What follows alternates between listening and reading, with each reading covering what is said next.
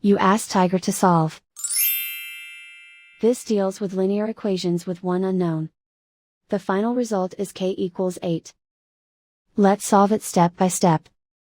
Group all constants on the right side of the equation. Add 14 to both sides. Simplify the arithmetic.